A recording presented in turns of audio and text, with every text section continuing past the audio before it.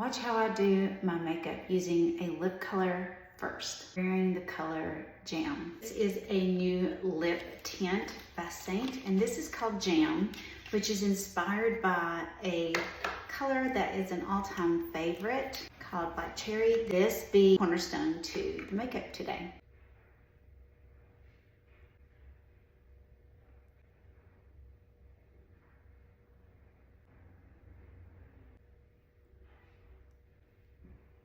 I'll let this be the cornerstone to my makeup look today. I want it very minimal, very clean looking, and just want to play around with some color. Going to prep the skin with Plush Prep Mist. It'll be very hydrating, wakes up the skin, and just enhances your skincare. Good stuff. Let's get the brows done. It's a great way to anchor a complete look using brow gel by Seint. I think it's called Archangel. And I like to press them down just a little bit after they have dried. Now I want to fill them in and cover up some of the gray blonde brows just because brows frame the face, your expressions. Sometimes if your brows are done, you feel like, okay, your makeup's done. I'm using Velvet Contour, which is a cream product by Seint, and I'm using the Etch brush. Now I want to give it some balance and give it a little more depth. Today I'm just going to use NFA. Using the fluffy end, probably got way too much.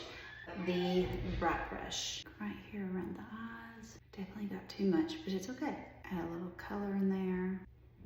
Right here, this part of the cheek, right there, that little section, just a touch more. Probably need a smaller brush for that little small area. Okay, forehead, skipping over any kind of freckling or something dark.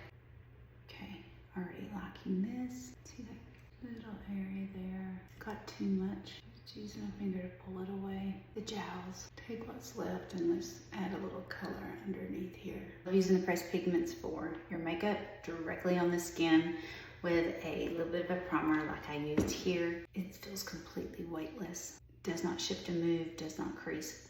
Next, I'm going to use the small end of the bright brush. I'm going to use this color, another pressed pigment called Honeymoon. Since Jam has a lot of depth of color to it on the eyes, but softer. So they look related, but not necessarily in the same intensity. Here, and holding the brush close to the face and just brushing some of that onto the base of the eyelid. And coloring it in just a little, like that, like it. Now, touching my eyelids, they will get a little bit red. Once they calm down, they won't be as red, but I really love that. Let's take a little down here. Let's do the other eye. I'm going to take a little bit of the Honeymoon that's on the same end of this brush. And there's some splotchy red, but there's some other areas around it that's a little light. I'm going to use Honeymoon just to balance that color. Got a little too much right there. These pigments blend very easily though too. Like that. Let's do a little on the bridge of the nose where it's really a lot with Honeymoon. Now you may already have a red nose, but this is more like a red brown. Maybe just a hint here. Let's do the other cheek. Okay, now we're going to focus on small little details using the point brush. Do you see the under eyes right in here? These little dark areas, and there's very light little spots in there. Okay, I'm going to do something that typically not done. This deep saturated color called Lyra, which is like a blue purple. Get the tiniest amount on there, and right beside those dark little areas, little dots of color to help reduce that high contrast. Look, it's already soft, and it's not making the whole area dark. It's just giving a softer edge to it.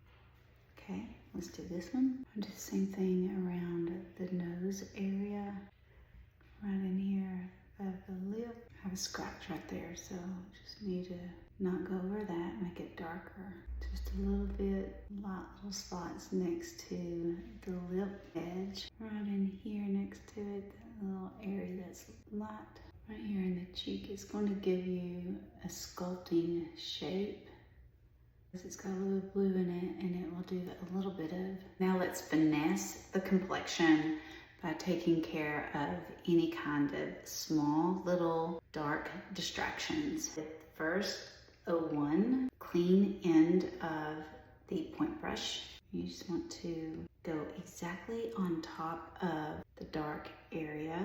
Kind of touch and go. If you get too much, you'll see it. That means you went outside the area where color was needed. Okay, one right here on my cheek. Just be very mindful where you place it. And now it's gone with no texture. Let's take care of the scratch on the lip. It's pretty dark. So I'm gonna use the 01 right on the darkest little spot. It's right on top, it's a little scab. That took care of most of it. I'm gonna clean my brush off, and there's some pink around it. I'm gonna use this Y01 around the little pink area, which is violet. So I just want to balance with the rest of the area. And there's a couple little pink spots here. So I'm going to continue with Y01. Broken capillaries right in there. Okay, I'm going to clean off my brush and do this other eye.